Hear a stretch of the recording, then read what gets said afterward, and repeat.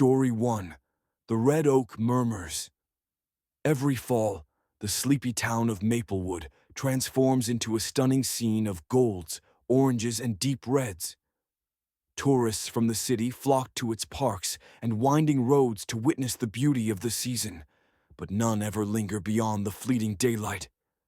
The locals say that the Red Oak Forest, a dense woodland just outside of town, holds dark secrets, and that those who stay too long in its depths might never return.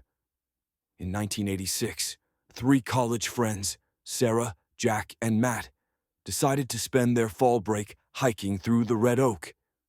They had heard the rumors, but shrugged them off as local superstition. Jack was the bravest of the trio, constantly teasing the others about their nerves. Sarah, on the other hand, was a bit more skeptical, but agreed to go. Matt, always the follower, went along with whatever Jack suggested, trying to impress Sarah in the process. The hike started off beautifully. The crisp autumn air filled their lungs, and the crunch of leaves beneath their boots brought back childhood memories of fall. The colors of the trees were magnificent, and the forest floor was a tapestry of fallen leaves. By mid-afternoon, they found themselves deep in the woods, surrounded by towering red oaks. Their laughter echoed through the forest as they set up camp near an old stream that snaked through the woods. It wasn't long before strange things began to happen. The first sign was the cold. A sudden drop in temperature caught them off guard. Despite the warm clothing they had brought, a biting chill seemed to seep through their layers. Sarah mentioned it first, feeling a cold draft around her, but Jack laughed it off, suggesting it was just the setting sun. The second sign came shortly after they built their fire. The sounds of the forest, the birds, the rustling of small animals, vanished. The silence was deafening. Matt, who had been gathering more firewood, suddenly froze, staring into the thick woods. "Did you hear that?" he asked, his voice barely above a whisper. Jack shook his head, but Sarah stood up, looking in the direction Matt was staring. A faint whisper seemed to drift through the trees, growing louder with each passing second. It wasn't in English, or any language they could understand. It was guttural, like a chant, coming from somewhere deep in the woods. Sarah, unsettled, suggested they leave the forest, but Jack insisted they stay. "It's just the wind," he said, though there was a trace of uncertainty in his voice. That night, the three huddled in their tent, trying to ignore the strange sounds that continued to surround them. Sleep came fitfully. In the middle of the night, Sarah woke to a soft sobbing sound. She thought it was Matt at first, but when she turned, she realized the sound was coming from outside the tent. Slowly, she unzipped the tent flap and peered out into the darkness. There, standing among the trees, was a figure, a woman, her body bathed in the pale light of the moon, her long black hair falling over her face. Before Sarah could react, the woman let out a shrill scream that pierced the stillness of the night. Jack and Matt jolted awake, scrambling to their feet. The woman was gone, but the scream echoed in their ears. Panicked, they packed up their gear and began to make their way out of the forest. The whispers followed them, growing louder, and the cold intensified. As they neared the edge of the woods, Jack stopped, his eyes wide with fear. "She's here," he muttered, pointing into the trees. The woman was back, but this time she wasn't alone. Figures, shadowy and distorted, emerged from the darkness, their faces twisted in torment. Sarah screamed, and the three ran, but no matter how far they went, the figures seemed to stay just out of reach, always watching, always whispering. They eventually made it out of the woods, but none of them were ever the same. Matt was the first to change. He became withdrawn, constantly hearing the whispers, even in the safety of his home.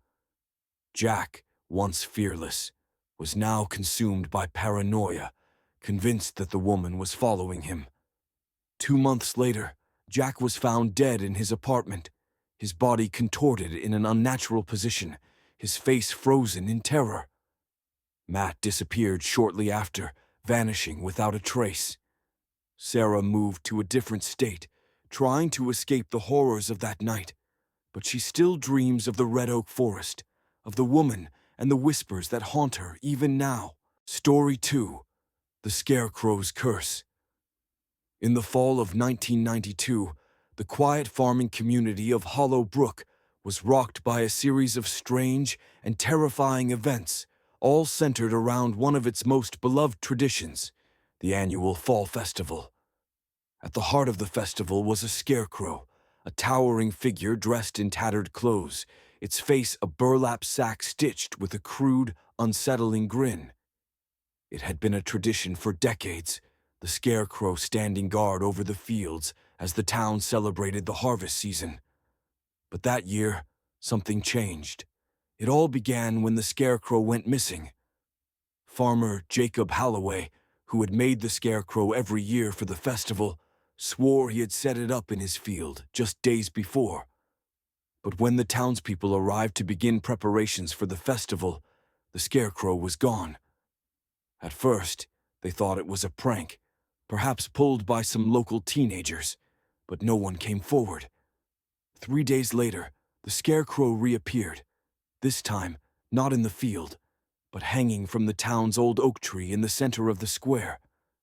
Its sack face had been slashed open, the straw inside spilling out like guts. The sight unnerved the townspeople, but again, they dismissed it as a prank. That night, strange things began to happen. Livestock on several farms were found dead, their bodies mangled, as if attacked by some wild animal. But there were no tracks, no signs of a struggle. The only clue was the straw, a few pieces of it scattered near the bodies. The next night, more animals were found dead, and a scarecrow was seen standing in the fields, though no one had placed it there. Some of the older residents began to speak of an old curse, one that had been whispered about for generations, but never taken seriously. It was said that the first scarecrow, made by a farmer long ago, had been cursed after he used the bones of a dead man to prop it up. The farmer had died shortly after, his body found in his field, his face twisted in terror, and the scarecrow had disappeared for years. But now it had returned. Panic spread through Hollow Brook as more strange events occurred. Windows were found shattered, doors left open in the night, and always there was straw, piles of it, left behind as if to mock them. A few brave souls tried to burn the scarecrow, but no matter what they did, it always returned, its grin seeming to grow wider with each passing day. On the final night of the festival, a thick fog rolled into town, enveloping the streets in an eerie silence. The townspeople gathered in the square, their eyes drawn to the scarecrow that now stood in the center, its presence a dark omen. As the clock struck midnight, a scream echoed through the town.